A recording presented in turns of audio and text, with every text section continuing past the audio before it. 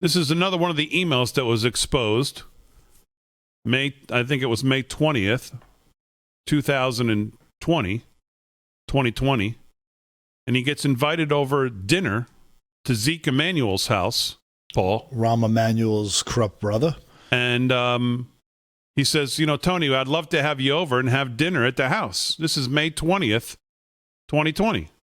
And Fauci responds in email, says, yeah, let's do it this next weekend.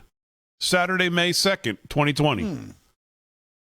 Saturday, May 2nd, 2020, he also appeared on television, Paul. And Did he advise that going to friends and loved ones to stay connected with people was good? Oh, let's see. Here's what he said. Roll it, G. Knowing the science, does it make sense to you that some states are still not issuing stay-at-home orders? I mean, whether there should be a federally mandated directive for that or not, I guess that's more of a political question. But just scientifically, doesn't everybody have to be on the same page with this stuff? Yeah. I think so, Anderson. I don't understand why that's not happening. Sure. As you said, the tension between federally mandated versus states' rights to do what they want is something I don't want to get into. But if you look at what's going on in this country, I just don't understand why we're not doing that. Yeah. We really should be. You ever notice how this guy, you ever notice how whenever he gets into something remotely states' rights, I don't want to, he makes himself like he's the cleanest non-politician, non-political person.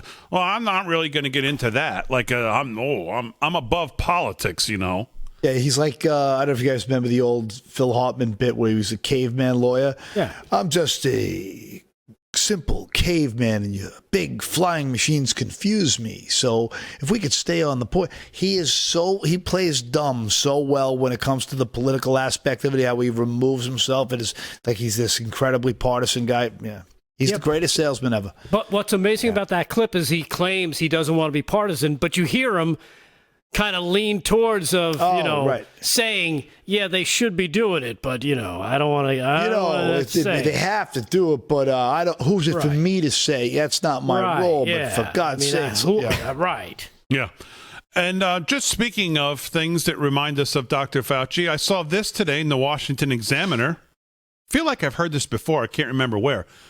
Hydroxychloroquine and zinc treatments increased coronavirus survival rate by almost 3 times.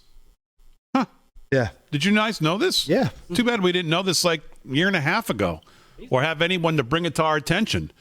A new study shows that the controversial drug hydroxychloroquine, touted by former President Donald Trump, increased the survival rate of severely ill coronavirus patients.